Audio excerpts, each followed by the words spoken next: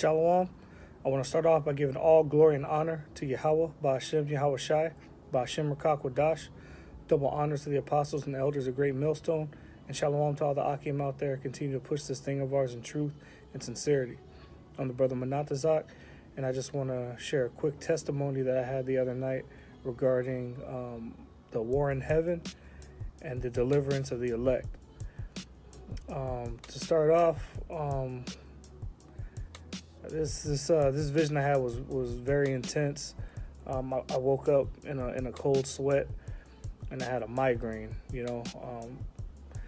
Usually when I have dreams and visions, I don't normally wake up, go to sleep, and go right back into the same dream. That's what helped me to understand that this was something serious, because I woke up 2 or 3 times during this vision, and I jumped right back into the same scene, the same scenario. Now, I've only been in the truth for a couple years, and at least once a year I'll have a very intense vision like this. And at first I wasn't going to share this openly, because I don't want brothers to think I'm trying to exhort myself or try to big myself up. I'm trying to be very careful in this thing of ours, because I realize how important and how serious this is. So I'm just trying to stay in my lane, basically do what I can to help the Akim and help push this truth.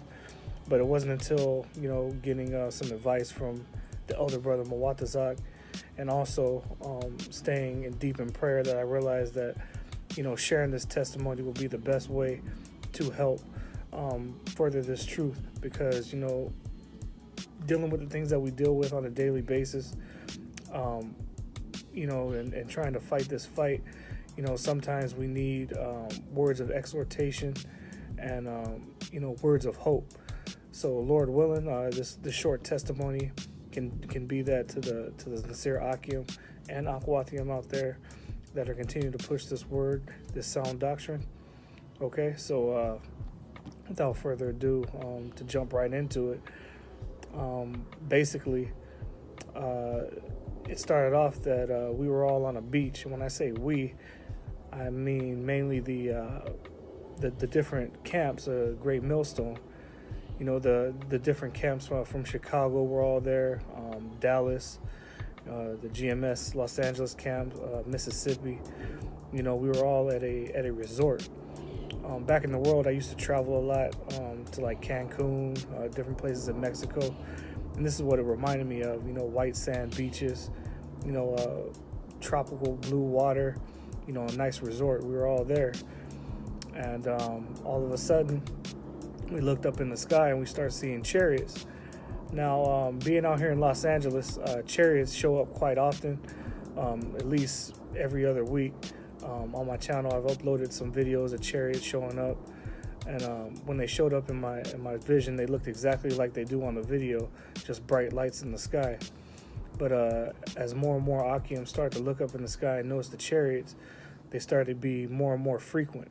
They started to show up and get closer, and they all had different designs. The best way I could explain it is, it can't really put into words, but when you see movies like Independence Day and War of the Worlds, they looked exactly like that as far as mechanical wise, but there seemed to be life with them, like they had a personality of their own, like they were alive. That's the best way that I could put it. They didn't seem like just normal machines or vehicles. There was a very high intensity to them, almost an intelligence, and there were different designs. They were in formation, and it was a very intense feeling to look up and see them. Even though being in the truth, we know that Yahweh Shai is coming back, with the angels and with the chariots, but to see them up close, it was very intimidating.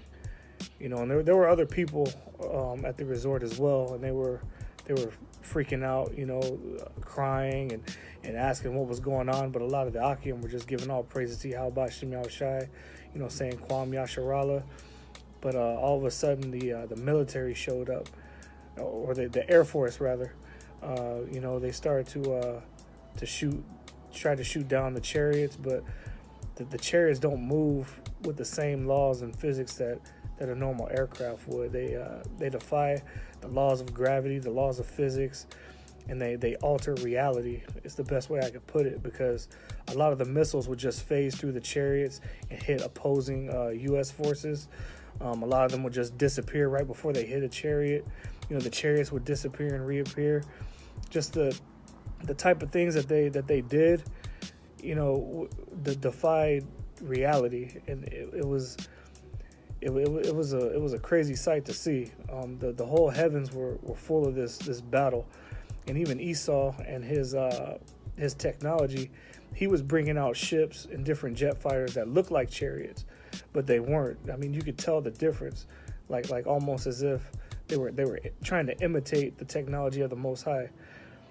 Because I know that they had these telescopes and these satellites, and they see these chariots all the time, and they always put what they see, in my opinion, in these movies, as far as like Independence Day and these different kind of alien invasion movies.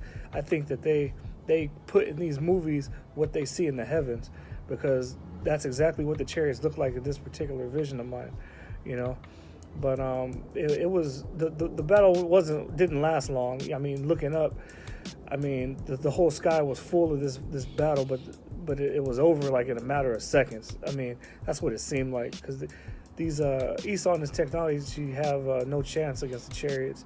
When they would fire their lasers from the ships, and they would hit these different jet fighters, they would dissolve from the outside in. There'd be no shrapnel, no wreckage that would fall down to the sky. It's like they would get hit in midair and just dissolve before they hit anything. It was unreal. And looking up, a lot of us Akim were frightened, myself included, because at that exact moment, the chariot starts shooting down at the people on the resort.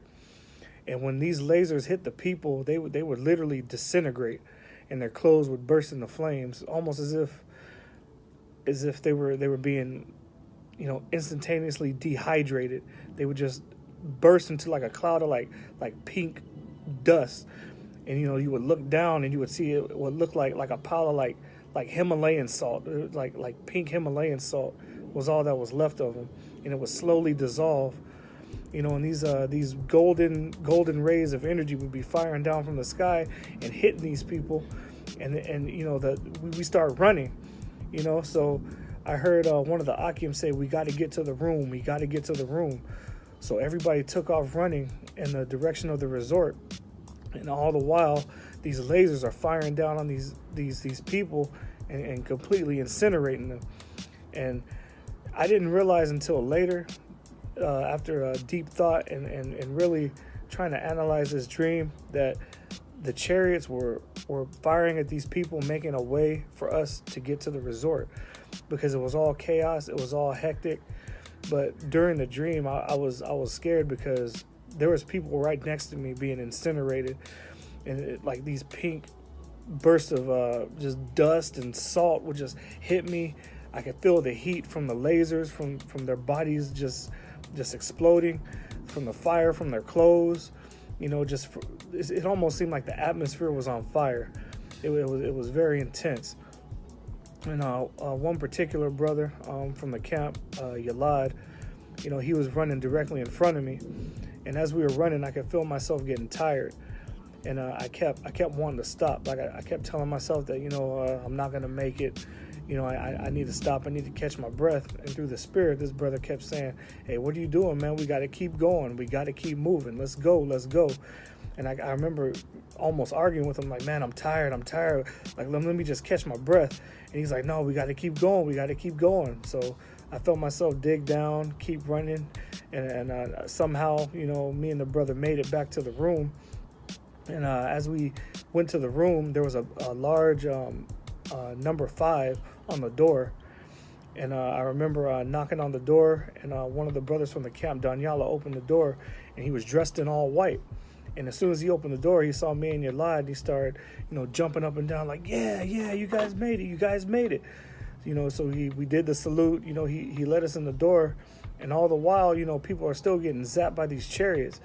So people saw that the countenance on us was different, I guess, because when they looked at us and saw us celebrating, they knew that they needed to get where we were. So a group of people tried to run into the room, like, we got to get where they are. We got to go to this room. Like, we got to go with those guys. And I remember Don Yalo looking out at them and saying, hey, if you can get in, then you can get in. But nobody could get through the door. The door was wide open, but it was like something was blocking them from getting in. And all the while, they were getting blasted by these lasers right in front of the door. And the door just closed by itself. It shut and it locked. And we can hear people screaming outside the room. And I remember looking across the room and seeing particular brothers from the camp. Mawatazak was there, Barak, Dama'a, Micah Allah, Zion. And they were all holding their Bibles and saying the Shammai prayer in Hebrew.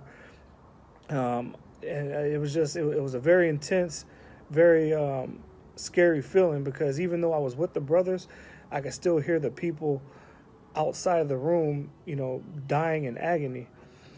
And before long, the firing stopped, and we looked out onto the balcony, and when Wakazak told us to all step out onto the balcony, and when we did, we saw these different, I want to call them shuttlecrafts, coming towards the balcony. Remember, we're on the 5th floor.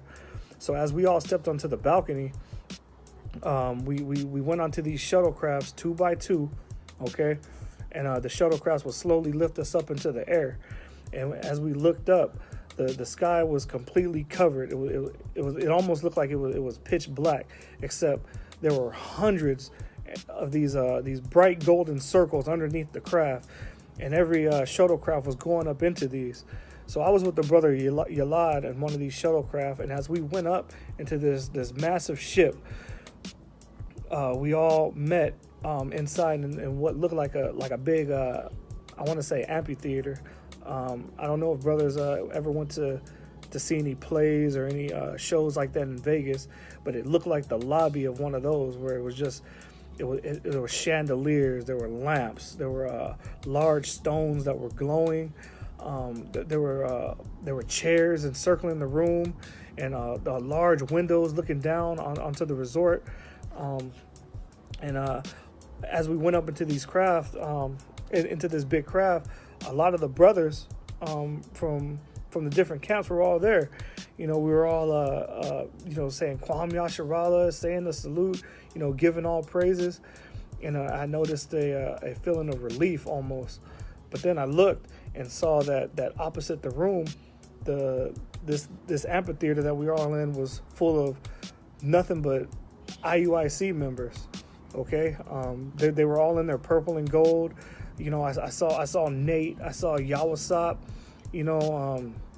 I saw all these different IUIC figures, and they was all in their regalia with the bracers and the combat boots and all that. And I noticed that they had these proud looks on their face as they stared across at us. They were saying, yeah, we made it. We told you, we knew it. They were doing cartwheels and just jumping up and just, they were bragging, and all of a sudden a group of angels came. I mean, they weren't glowing. They didn't have wings, but I knew they were angels because they were tall. They had real stoic looks on their faces. They came and they separated us into groups, but they kept the members of IUIC on one side of the amphitheater, and they were led down a hallway with glowing red lights. And they all went in. They were marching, but then they started getting quiet. They started getting really quiet as they started looking around, asking questions. And the further and further they went down this tunnel with the red lights, you could see the look on their faces, like they didn't know what was going on. They were unsure of themselves all of a sudden. And before any of them could ask any questions or before anything could be explained, a metal door shut on all of them. And all of the rest of the Akim were looking at each other like, oh, what's going on? Like, what was that about? But before we can ask any questions, we were all separated into groups. And we were led down 12 different hallways. And each of the hallways had the stone of our particular tribe. And, it was written in Hebrew, and the hallways were glowing. And we were all divided by our particular tribes down these hallways. And I remember walking single file down the hallway of Judah, Yahawada, And at the end of the tunnel was a bright light. And as I approached the light, I could feel my heart racing, just excitement, anxiety. And as soon as I entered the light, I woke up. And when I woke up, I jumped out of bed, like almost as if I was trying to catch my breath, like I was falling from a high, like when you're on a roller coaster and you go down that big dip and you kind of lose your breath. That's exactly what it felt like.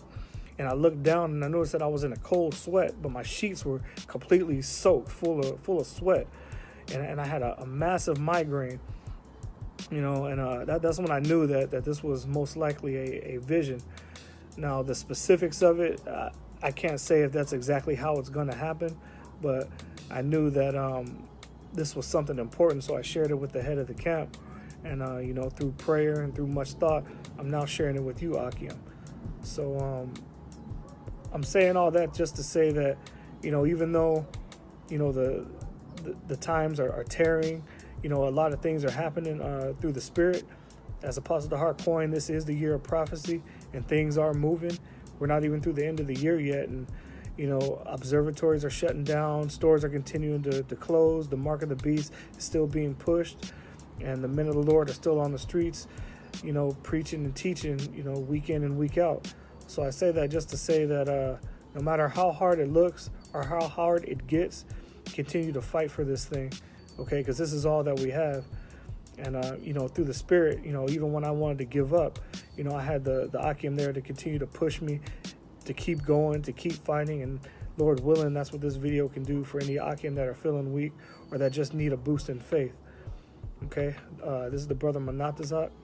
From GMS Ancient of Days in Los Angeles, and I just want to say Brakatah Yahweh, Brakatah Yahweh Shai, Brakatah Yahweh, Brakatah Yahweh Shai, Brakatah Yahweh, Brakatah Yahweh Shai, and double honors to the apostles and elders of Great Millstone that continue to rule well and lead the sheep in the right direction through the spirit and power of Yahweh B'Shem Yahweh Shai, and shalom to all the Akim out there. Continue to push and continue to fight because we're almost out of here. Shalom.